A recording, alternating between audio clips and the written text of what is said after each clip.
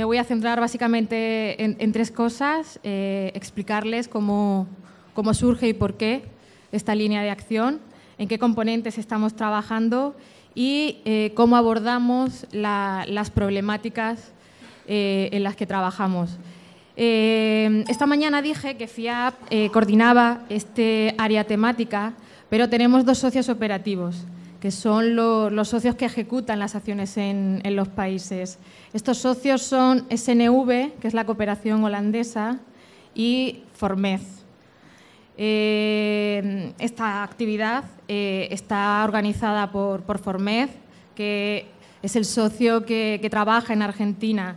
Yo quería felicitarles públicamente por el trabajo que están realizando, no solamente en Argentina, sino en el resto de países, en México, en Guatemala. Así que, Daniele, Paolo, que no te veo, Paolo Rosso, está ahí. Muchísimas gracias y felicidades por Colombia, es verdad. Menos mal que tengo aquí a Daniele que me apunta. Y también le invito a Daniele y a Paolo a que complementen mi exposición, porque somos todos parte del programa, así que les invito a que me complementen. Bueno, os voy a dar unos datos rápidos del programa. Es un programa de 4 años. Estamos en el 5º año porque la Comisión Europea nos concedió una prórroga debido a unos retrasos iniciales en el arranque. Es un programa de 40 millones de euros. Se está implementando la segunda fase y probablemente en el 2016 se lance la tercera fase. O sea que tenemos todavía una visión de largo plazo del programa. Antes de que arrancara la segunda fase, la Comisión Europea realizó unas misiones de identificación de la demanda y elaboró un escenario ordenando esas demandas en 10 áreas temáticas. Las 10 áreas son políticas sociales, políticas de empleo, salud, educación, finanzas públicas, diálogo social, transparencia y lucha contra la corrupción, justicia, seguridad y descentralización. ¿Por qué descentralización? Porque países como Bolivia, como Colombia, como Perú, sí que habían expresado algunos intereses y algunas problemáticas relacionadas con sus procesos de descentralización en marcha. Así que la Comisión Europea decidió definir ese área temática. Cuando arranca el programa Eurosocial, nosotros hicimos un encuentro regional en el 2012 en Bogotá, en el que invitamos a casi todos los países de la región porque queríamos ver cómo aterrizábamos este área. Y en esa reunión nos llamó la atención que en las discusiones que se mantuvieron, en los talleres que tuvimos, más allá de los cuellos de botella que impedían a los países avanzar en la descentralización, había un tema recurrente que llegaba hasta un grado de saturación y que se repetía de forma constante. Y era el tema de cómo se podían reducir las disparidades territoriales y cómo se podía convertir la diversidad territorial en una fortaleza y no en una debilidad. Las instituciones, los representantes de las instituciones que estaban allí presentes debatían sobre cómo garantizar un desarrollo armonioso de los territorios, cómo se podía aprovechar al máximo, ¿no?, las vocaciones de cada territorio. Así que decidimos justamente reorientar este área en desarrollo regional. Y estamos apoyando a los países en el establecimiento de políticas o estrategias nacionales de desarrollo regional. Claro, antes les dije que el abordaje de Eurosocial es multipaís, es regional, es cierto, pero el grado y la madurez de estos procesos en cada país es diferente. Cada país avanza de acuerdo a sus especificidades y también a su heterogeneidad institucional. Y Eurosocial trata de dar una respuesta flexible y una respuesta gradual. Así que se decidió concentrar esta línea de acción en 4 componentes. Uno sobre marcos normativos que sustentan el desarrollo regional, o marcos estratégicos que proporcionen una visión conjunta y más a largo plazo. Otra sobre mecanismos de gobernanza multinivel o instrumentos de concertación y de diálogo entre niveles de gobierno. La tercera sobre instrumentos de planificación y instrumentos de gestión para materializar las políticas de gobierno en acciones concretas. Y la última sobre instrumentos para el financiamiento del desarrollo regional. Como ven, son 4 componentes que no son independientes, sino que están muy relacionados entre sí. Claro, rápidamente en estos 4 componentes emergía con muchísima fuerza el tema de las regiones fronterizas por su singularidad y el tema de la necesidad de cooperar con otros territorios pues para aprovechar al máximo pues esos activos comunes. Así que decidimos activar una línea de trabajo específica que fuera cooperación transfronteriza. Para un programa como Eurosocial esto era sumamente interesante porque, claro, nosotros tratamos de movilizar experiencias públicas y experiencias europeas. Y si hay una política dentro de la Unión Europea que ha acumulado mucho conocimiento y mucha experiencia, esa es la política regional europea. Y en el marco de esa política, desde luego, los límites fronterizos es un asunto clave, como ahora nos contará Martín. Entonces vimos que podía ser una oportunidad bien interesante. Pero no solamente por la aportación europea, también, ya dije antes que promovemos la cooperación sur-sur. Y yo hoy espero que tenemos aquí a representantes de instituciones de Brasil, de México, de Uruguay. O sea, el problema de la frontera sur de México con Guatemala, el caso de Uruguay, las experiencias de Brasil, pues ese intercambio de experiencias que va a haber estos 2 días realmente sea efectivo y podamos pasar del intercambio al aprendizaje, pero también del aprendizaje a acciones concretas. Eso es importante. Digo esto porque Eurosocial no solo es un programa que está orientado a la demanda, sino también es un programa que está orientado a resultados. Tenemos una directriz muy fuerte, una presión muy fuerte por parte de la Comisión Europea por la obtención de resultados tangibles, que sean documentables y que sean medibles. Las acciones de Eurosocial son definidas como itinerarios de acompañamiento que combinan diversas herramientas de asistencia técnica, visitas de intercambio, asesorías especializadas, encuentros, talleres, reuniones de trabajo, etcétera. Pero esos itinerarios de acompañamiento tienen que apuntar a algún resultado. Otro punto que quiero resaltar y que ya dije esta mañana que creo que es el valor añadido, ¿no?, de Eurosocial, casi su seña de identidad, es el tema de la asistencia técnica pública, ¿no? Nosotros reemplazamos los consultores privados por funcionarios públicos o por expertos que provienen de administraciones públicas homólogas que están abordando o han abordado procesos similares.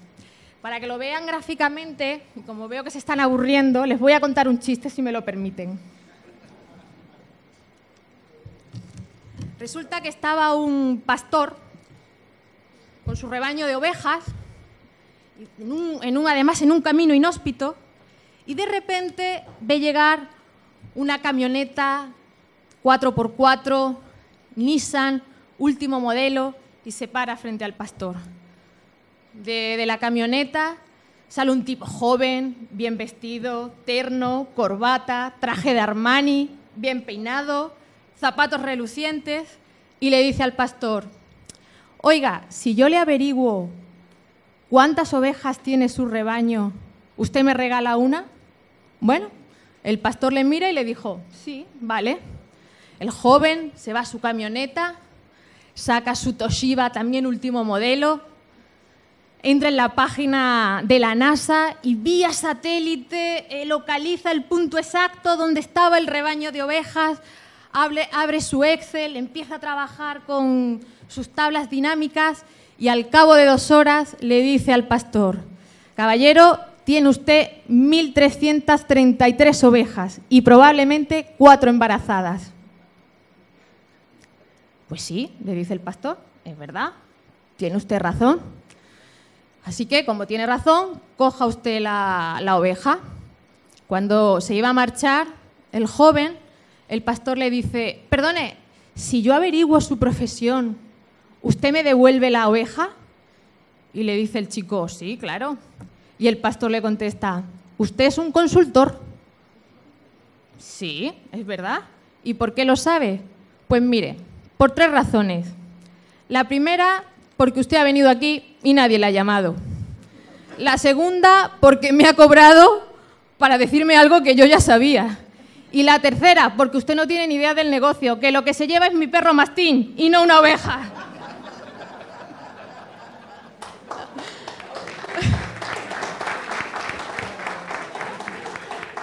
Valga este chistecito, ¿no? Un poco exagerado para decirles que realmente los funcionarios públicos y los expertos públicos no están movidos por ningún interés personal, al contrario, están respaldados por sus instituciones públicas y que la institución pública que transfiere la experiencia pues no tiene un afán de ánimo de lucro, al contrario, lo que quiere es extender relaciones, redes y consolidar pues relaciones con actores para dar respuestas conjuntas a problemas muy similares, sobre todo en un mundo actual como en el que vivimos, que es globalizado. El último punto que quería resaltar era el tema del enfoque regional. En la medida de lo posible en el programa tratamos de favorecer la dimensión regional de trabajo colectivo entre países. Y por eso para nosotros es muy importante el trabajo con redes latinoamericanas, redes iberoamericanas, redes euro-latinoamericanas. Y en ese sentido quería detenerme en la Red Latinoamericana de Políticas Públicas para el Desarrollo Regional, que ha impulsado Brasil y que Eurosocial está apoyando desde su lanzamiento. Esta red, o sea, los productos que esta red está haciendo están sirviendo de insumos a las acciones bilaterales de Eurosocial y al mismo tiempo las acciones bilaterales que realiza Eurosocial enriquece el diálogo entre países que se da en el marco de esta red. Esta red aspira a convertirse en un mecanismo para el diálogo de políticas, justamente, y no me quiero detener en ella porque luego nuestros compañeros brasileros van a hablar más sobre esta iniciativa, pero sí decirles que uno de los grupos de trabajo de la red que se ha conformado es el de cooperación transfronteriza. A mí me gustaría que en el marco de este taller sí que se le pudiera dar algunos insumos a este grupo de trabajo, incluso a ver si podemos salir, aunque sea de forma perfilada, con una agenda de trabajo. La red tiene un grupo de apoyo, que está en ese grupo de apoyo participa la CEPAL, participa el Centro de Desarrollo de la OCDE, participa la Dirección General de Política Regional de la Unión Europea y el Comité de las Regiones de la Unión Europea, además de Eurosocial. La participación de los actores locales, la participación de los actores europeos garantiza que se mantenga el diálogo con Europa de esta red. Y esto me da paso también para presentar al próximo ponente. Yo creo que uno de los elementos más innovadores de la cooperación transfronteriza europea es su modelo de gobernanza. Y en ese modelo de gobernanza es verdad que las autoridades subnacionales son los actores principales, pero involucra también relaciones entre Estados, por tanto son relaciones verticales y relaciones horizontales entre todos los actores público-privados que están en el territorio. Seguramente ahora Martín Guillermo nos hablará de esto y de otras lecciones aprendidas que se pueden sacar de la experiencia europea. Europa tiene una larga trayectoria. El programa Interreg cumple 25 años este año, así que nosotros también estamos de cumpleaños.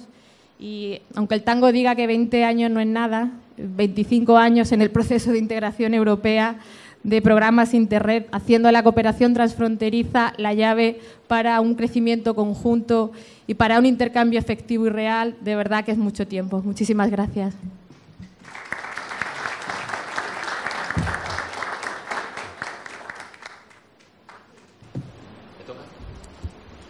Pues buenos días a todos y muchas gracias por las presentaciones que me habéis hecho. La verdad es que, bueno, no es la primera vez que estamos por aquí y además hay muchas caras conocidas, porque al fin y al cabo esto de la cooperación transfronteriza es una gran familia. Bien, sí, les decía que esto de la cooperación transfronteriza es una gran familia. Esto ocurre en Europa y ocurre en América Latina. Y por un lado, me alegra mucho ver que las personas con las que hace 5 años o 6 hemos empezado a discutir sobre cooperación transfronteriza, y no tanto para venir aquí a dar ninguna lección de nada, sino a exponer la experiencia europea y aprender de los procesos que hay aquí. Este intercambio es un camino de 2 direcciones. Nosotros, sí es verdad que al principio de venir aquí veníamos, tenemos esta experiencia extraordinaria europea, etcétera, y contábamos solamente las buenas noticias, y luego nos dimos cuenta de que, bueno, algunos de los errores que habíamos cometido y que no los habíamos contado aquí se habían podido superar, y viceversa, con lo cual, bueno, vamos, como casi siempre, haciendo una cura de humildad. El proceso europeo no es un camino de rosas, se podían haber hecho las cosas mejor, también se podían haber hecho mucho peor. Y los procesos latinoamericanos, tengo que decir que antes, cuando Sergio ha puesto ahí un extracto de nuestras conclusiones, también poníamos cosas buenas, ¿eh? Lo que pasa que Sergio ha sacado... ha sacado... A propósito. Claro, exacto. Lo voy a decir porque no me tiren tomates luego, ¿sabes? Claro que sí. En cualquier caso, ya les digo, el proceso aquí es muy rico. Ustedes tienen pues unas características que hacen que no se pueda trasladar otra experiencia, la experiencia europea tal cual. Pues, en primer lugar, tienen una de las dificultades más grandes que tenemos en Europa, es el idioma. Y ese problema aquí no existe. Se podría decir que puede existir con Brasil, pero es que tampoco.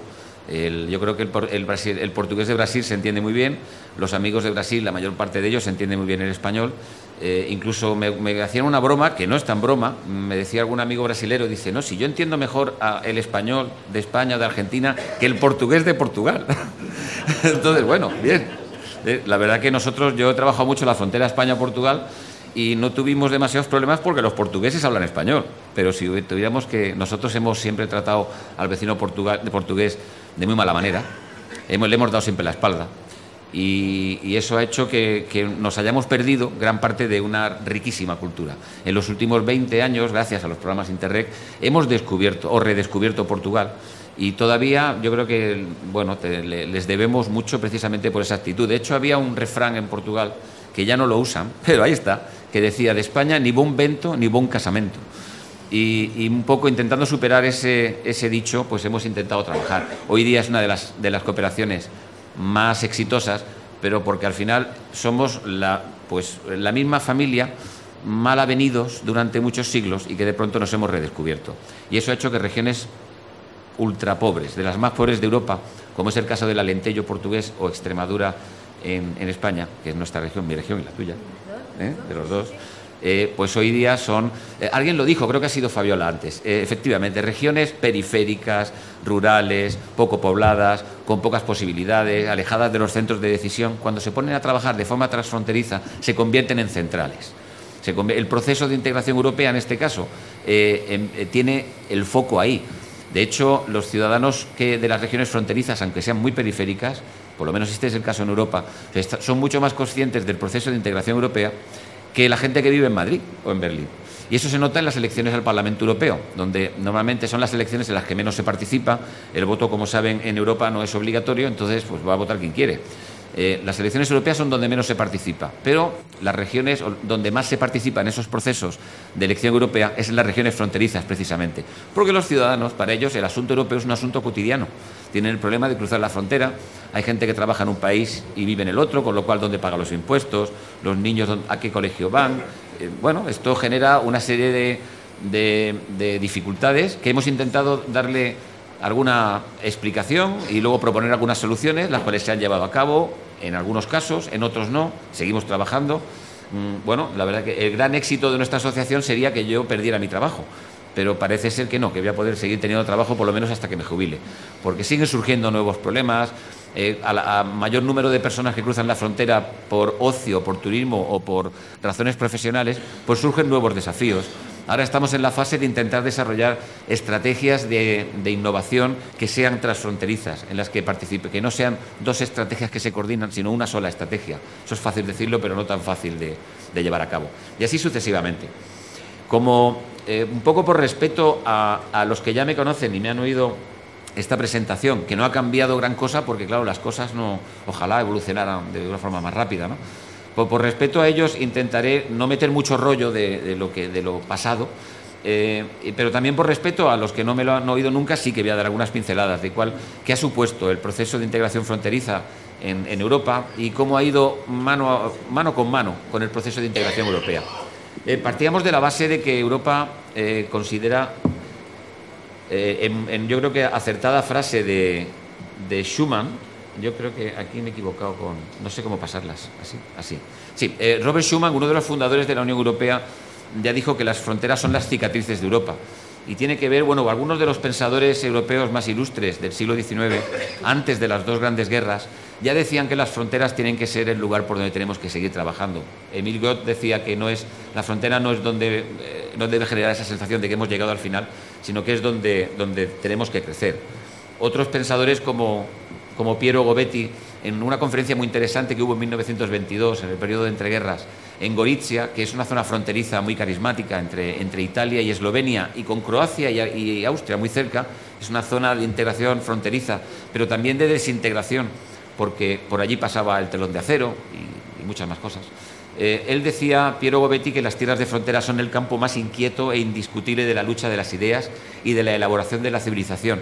Poniéndolo en contexto, Piero Gobetti decía esto en el año 1922, cuando el fantasma del fascismo estaba en algunos lugares muy presente, como en Italia, en Alemania se percibía, y en países como España y otros también estaba a punto de aparecer.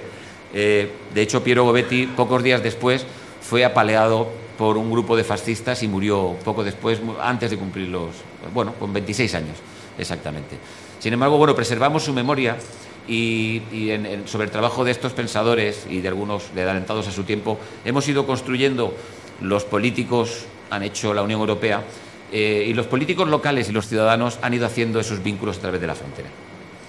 Estamos hablando de un proceso de 50 y pico de años. En 1958 se crea la primera eurorregión, sin que hubiera programas europeos que lo financiaran. O sea, fue una necesidad desde abajo, sobre todo de los alcaldes de las fronteras occidentales de Alemania, con los alcaldes franceses, de intentar que no hubiera más guerras. Acababan de pasar dos guerras tremendas en las que habían producido entre una y otra más de 80 millones de muertos. Y la mayor parte de los muertos eran jóvenes que eran obligados a ir a la guerra, y los escenarios de ese conflicto fueron, en la mayor parte de los casos, los territorios de frontera.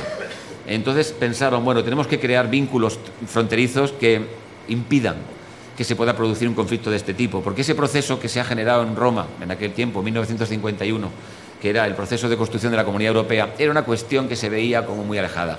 Estaba en las manos de las élites políticas que se reunían de vez en cuando, aunque tenía un elemento muy importante, porque esa primera Comunidad Europea lo que intentaba es que hubiera una gestión conjunta de las materias estratégicas, que son las que generaban las guerras, la posesión de las minas de carbón, de las siderurgias y en aquel momento también de la energía nuclear. De hecho, la Comunidad Europea primera lo que crea es una comunidad del carbón y del acero y otra comunidad para la gestión de la energía nuclear. Pero quedaban muchas cosas por hacer. Esto era un asunto que a los ciudadanos no les llegaba, excepto los de las fronteras. Así que, se crean las primeras euroregiones, hoy día hay 100 y pico, pero en aquel momento, en 1958, se crean esas primeras a lo largo del río Rin, y rápidamente se convierten en laboratorios de la integración. Es donde se empieza a ensayar modelos de integración pequeños, entre pequeñas poblaciones, pero que luego fueron precisamente el laboratorio donde aprendimos a lo que hay que hacer y sobre todo lo que no hay que hacer, para que ese proceso fuera beneficioso para el desarrollo del territorio, pero además sumara al proceso de integración. Según se iban incorporando países a la Comunidad Europea y luego a la Unión, sus regiones fronterizas iban generando estructuras de cooperación con sus vecinos. Excepto en el caso de los países de Europa Central y Oriental, que una vez que cae el muro de Berlín en noviembre de 1989, un mes después, las regiones fronterizas de Polonia, de Hungría, de la República Checa, bueno, entonces de Checoslovaquia y tal, empezaron a crear euroregiones de una forma desaforada. De tal manera que en aquel momento recibimos el mandato de la Unión Europea de intentar seguir un poco esos procesos. Recibimos un apoyo económico importante para poder ir a las euroregiones que se iban creando en Europa Central y Oriental y un poco escucharles, contarles y entre todos un poco ir definiendo cuáles podían ser sus prioridades, etcétera, ¿no? Hoy día puedo decirles que la mayor parte de los políticos y de los técnicos que pilotaron el ingreso de estos países en la Unión Europea, ya entrado el siglo XXI, muchos de ellos se formaron en aquellos procesos de integración transfronteriza que hicimos con el programa LEISTAP durante los años 90. Y algunos todavía están allí, con lo cual cuando nos dicen, joder, hay que ver qué buena interlocución tenéis en algunos estados. Amigo, es que resulta que el ministro de Acción Europea de la República Checa es un muchacho con el que nos hemos formado juntos en estas cosas, en el terreno. Por eso los programas de cooperación transfronteriza allí son mucho más cotidianos, porque han entrado a formar parte del propio acervo de cada uno de estos países, ¿no? Su entrada en Europa significaba descentralizar, darle competencias a los poderes locales y regionales y permitir que se establecieran vínculos transfronterizos que van desde la mera asociación hasta la generación de estrategias de desarrollo inteligente ya muy potentes, ¿no? Hay ejemplos, pues miles de ejemplos, ¿no? Con lo cual aquí no sería el lugar de decírselo, pero sí nuestra asociación se ha convertido un poco en el disco duro de toda esa base de datos de grandes proyectos, 14.000 proyectos de cooperación transfronteriza cofinanciados por la Unión Europea, otros 5 o 6.000 proyectos financiados con recursos propios, casi 30.000 acciones en estos años, ¿no? Hemos intentado sistematizar esa información, disponemos de documentos de carácter temático sobre los proyectos que se han ido generando, cómo se hace una estrategia. Toda esta información está, por supuesto, a su entera disposición y además hemos intentado hacer un esfuerzo de adaptación a la realidad de cada una de las fronteras latinoamericanas, aprovechando nuestra relación privilegiada con tanto las instituciones como organizaciones no gubernamentales, universidades e incluso empresas que están embarcadas en el desarrollo de la cooperación transfronteriza en América Latina. De hecho, bueno, hoy día en Europa, ahora les enseñaré un mapa de todo el mare magnum de estructuras que hay, pero también en América Latina se están desarrollando procesos interesantísimos. América Latina es muy diversa también, no tiene la cuestión del idioma, pero tiene la cuestión de las distancias. Con lo cual, bueno, también tiene la cuestión, eso también nos ocurre en Europa, de los distintos modelos de Estado, estados más centralizados, estados menos descentralizados, y cuando eso se junta en la frontera, bueno, pues hay que intentar resolverlo. Hay fórmulas. Algunas las hemos diseñado en Europa, ustedes han diseñado algunas fórmulas, hay algunas en América Latina que me parecen muy interesantes y que también suponen Y bueno, el caso es que no solamente los procesos de integración de América Latina, los procesos supranacionales han comenzado a fijarse en este modelo de relaciones entre las fronteras que ayuda mucho al proceso, también en África, la Unión Africana está desarrollando algunas iniciativas muy interesantes y luego en Asia la cosa va un poco más lenta. El único caso, que a mí me gusta siempre citarlo, es la ciudad de Jerusalén, donde después de haber intentado todo tipo de iniciativas para buscar, porque ellos son conscientes de que la paz de Oriente Medio empieza porque se consiga una relación normal y normalizada entre las distintas comunidades que viven en la ciudad de Jerusalén. Jerusalén puede ser el centro de la paz o puede ser el centro de la guerra. Y después de haberlo intentado todo, movimientos de la sociedad civil del lado israelí y del lado palestino se han acercado a nosotros hace un par de años para intentar conocer las herramientas de la cooperación transfronteriza porque ya les queda poco que ensayar. Y de pronto hemos descubierto que hay un campo también muy interesante. No es fácil, ya hemos hecho varias actividades allí, pero bueno, el reto es lo suficientemente importante como para que sigamos trabajando en ello, ¿no? A ver si soy capaz de hacerlo ahora bien. Bueno, la tradición europea de cooperación transfronteriza de esas primeras euroregiones de los años 50 hacen que hoy contabilicemos más de 200 estructuras entre regiones, es decir, entes administrativo-políticos con gobiernos que tienen más o menos competencias en función del nivel del Estado. En España, que es un Estado casi federal, las regiones y también las fronterizas tienen su parlamento, tienen su gobierno regional, sus elecciones.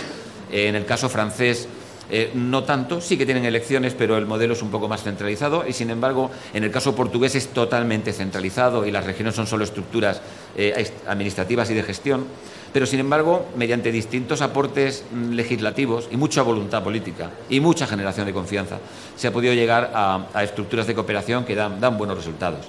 Eso fue gracias a una acción del Consejo de Europa, no de la Unión Europea. El Consejo de Europa, en 1980, definió lo que se llama el Acuerdo de Madrid, porque fue en Madrid donde se aprobó el Acuerdo Marco para la cooperación transfronteriza entre entes locales y regionales. Un acuerdo que todos los países firmantes de este acuerdo, que son los 47 del Consejo de Europa, permiten que los municipios y las regiones o las provincias, a través... Hablan menos rápido, porque no todos deciden. Ah, vale, muy bien. Es la intención de decir muchas cosas en poco tiempo. Sí. Muchas gracias. Perdón que interrumpí, pero para algunas personas habla demasiado rápido. Vale, intentaré... Me cuesta. Me tenía que haber tomado una tila, ¿no? Gracias. Bien, intentaré irme un poco más despacito. Es que la verdad que son muchas cosas las que quiero compartir con ustedes y tampoco quiero extenderme demasiado, ¿no? Bueno, les decía que hay un acuerdo marco del año 1980, el Acuerdo Marco de Madrid, que permitió que todos los países del Consejo de Europa, que no es la Unión Europea, son 47 estados que incluyen a los de la Unión Europea, pero también a los de la Asociación Europea de Libre Cambio e incluso la Federación Rusa, Ucrania y demás, dispusieran de un marco legislativo donde las entidades subestatales pudieran establecer estructuras y acuerdos de cooperación con sus vecinos. Esto que hoy día parece en Europa una cosa muy razonable y muy normal, no lo era tanto, porque al final entrábamos en el ámbito de las relaciones internacionales, que suelen ser una competencia exclusiva de los Estados-nación. De hecho, con la cooperación transfronteriza, digamos que se rompe con el monopolio de las relaciones internacionales que estaba en manos del Estado-nación y entramos en una nueva generación en la que, a mí no me gusta denominarlo relaciones internacionales, pero bueno, lo son, ¿no? Son más bien, el planteamiento de la cooperación transfronteriza son las relaciones de vecindad. No tratamos de los grandes temas internacionales, sino de la gestión de una cuenca hidrográfica, de afrontar conjuntamente los problemas de la contaminación, de la fuga de la gente joven hacia las capitales, de la falta de oportunidades o de la generación de nuevas oportunidades conjuntas, porque en el momento que uno abre su mente, rompe esos prejuicios que alguien hablaba esta mañana muy acertadamente sobre la frontera y entiende el territorio que hay al otro lado, se abre un nuevo campo de posibilidades, sobre todo para hacer negocios, para buscar novio o novia, o para el propio ocio, ¿no? Y de eso ustedes aquí, pues entre Posadas y Encarnación, algo saben.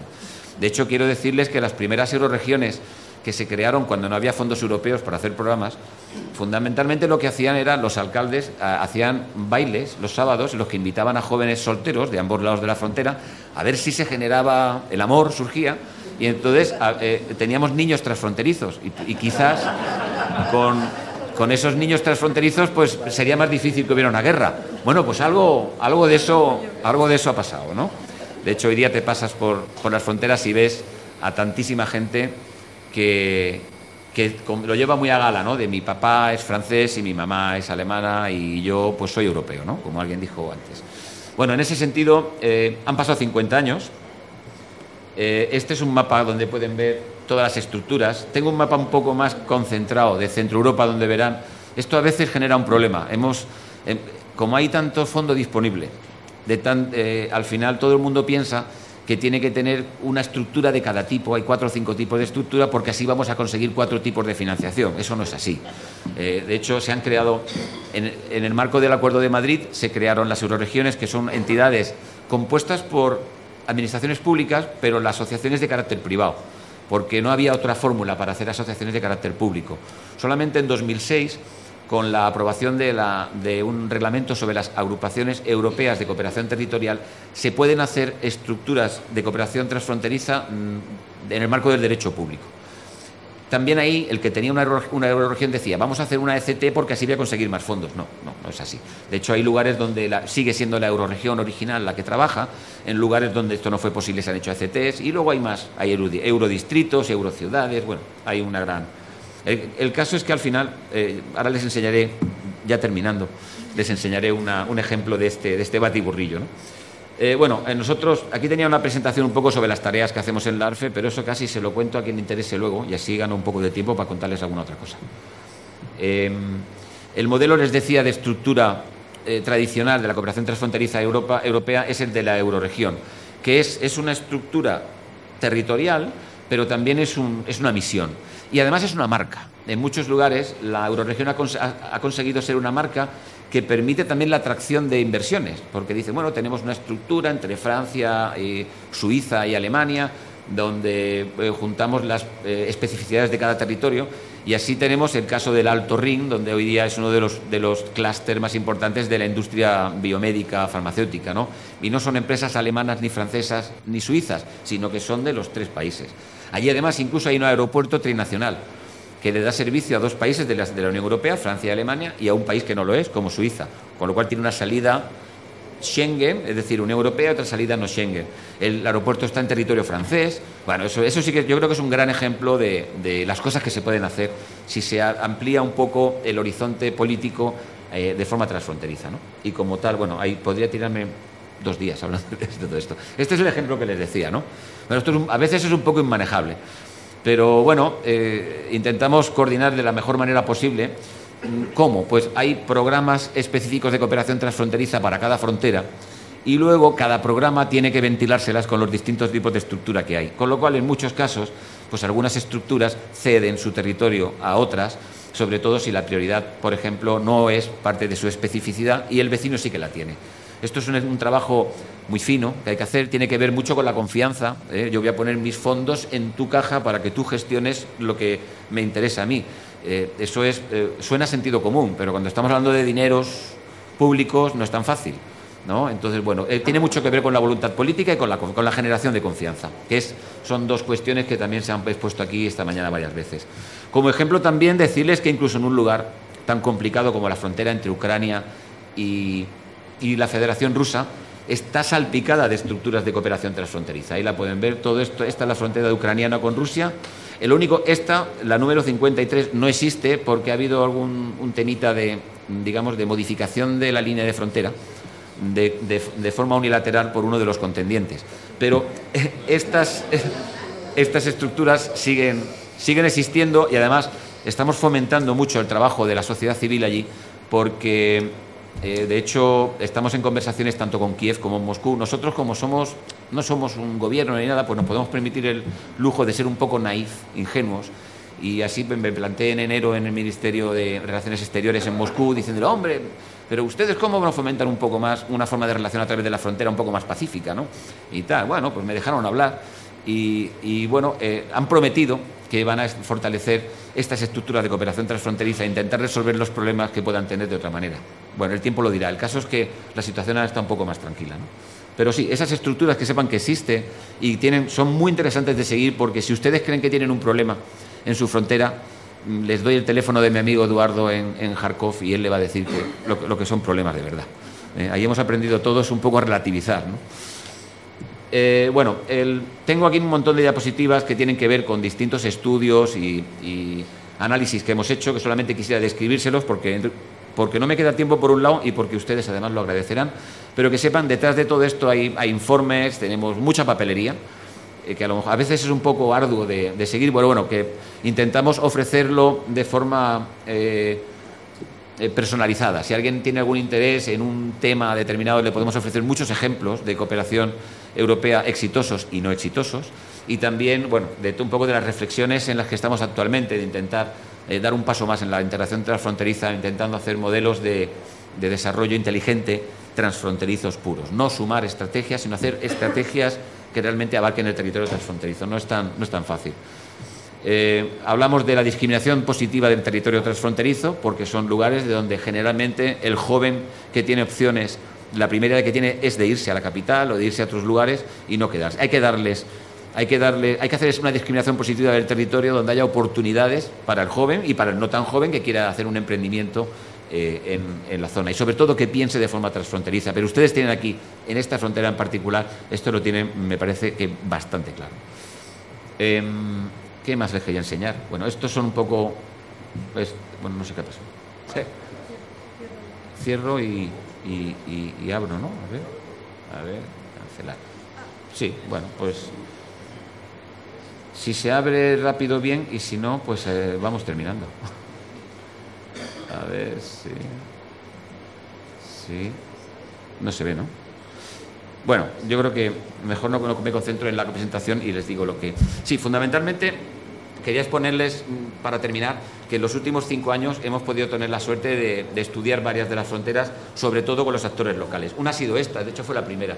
Hicimos un estudio del eje de desarrollo del río Paraná entre Argentina y Paraguay con una serie de propuestas. Había una fundamental que era ese gran proyecto de las misiones jesuíticas en el que se puede hacer una intervención tremenda entre el territorio de Paraguay, de Argentina, también de Brasil y la chiquitanía de Bolivia. Es un producto de carácter turístico que tiene mucho que ver con en la mayor parte de regiones europeas que han sido exitosas, han comenzado por ahí, por desarrollar productos turísticos conjuntos. Tenemos el otro ejemplo que es el del Camino del Inca, ¿no? Desde Chile hasta Ecuador, pasando por Perú y Bolivia. Y hay muchos otros, ¿no? Hemos intentado también discutir algunos modelos de desarrollo más transnacional, que serían como cooperación transfronteriza en un territorio más amplio, como es todo el eje de la Cuenca del Plata, incorporando también el río Paraná y demás, ¿no? Parece que la lógica nos dice que por ahí podría ir una estrategia de desarrollo que además coincide con el Mercosur. Y ahí yo, de hecho, quería terminar con eso. La cooperación transfronteriza en Europa sin la Unión Europea no hubiera llegado, hubiera ido por otro camino, pero no hubiera llegado a donde está.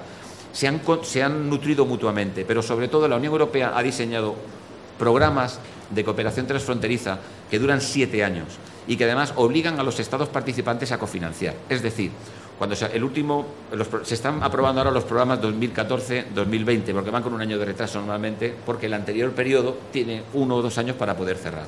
Pero el caso es que se están comprometiendo fondos europeos para cada uno de las fronteras, son 70 programas en total, en el que la Unión Europea compromete por 7 años y cada Estado compromete la cofinanciación por 7 años. Y 7 años quiere decir que el gobierno que ahora compromete a lo mejor no va a estar para terminar el proceso, pero el que viene después ya se encuentra el compromiso. Es decir, cada zona fronteriza tiene una estrategia para 7 años con toda la financiación garantizada. Ese sí que es la buena práctica que nos gustaría compartir con ustedes, porque eso además fortalece el proceso de integración regional. El Mercosur, la Comunidad Andina, el sistema de integración centroamericana, por poner los 3 ejemplos más comparables con la Unión Europea, puede fortalecerse muchísimo mirando a su territorio de frontera, porque de esa forma también va a empoderar de alguna manera a los ciudadanos que viven en la frontera sobre el propio proceso de integración regional. Es un camino de ida y vuelta que se nutre mutuamente. Sabemos que es difícil, pero en nuestro trabajo con nuestros socios locales estamos trabajando, por supuesto, todo lo que podemos. Hoy día los nuevos medios de comunicación nos permiten estar en contacto permanente con los actores locales, pero también echándole un ojo a los procesos de integración regional, porque por mucho que avancemos a nivel transfronterizo, local, de proximidad en el terreno, si no disponemos de marcos legales y financieros que nos permitan desarrollar programas a largo plazo, estaremos en la cooperación tradicional, la de que mientras tengamos fondos para el proyecto estará vivo, y cuando se acabe el fondo, pues los profesionales que están ahí tendrán que irse a otro lugar y se puede perder todo ese valor añadido que se ha ido generando, pues como decía en aquella película de Ridley Scott, como lágrimas en la lluvia. Así que muchísimas gracias por su paciencia. Gracias de nuevo por habernos invitado y, por supuesto, vamos a estar aquí estos días intentando compartir con ustedes pues todo aquello que deseen. Muchísimas gracias.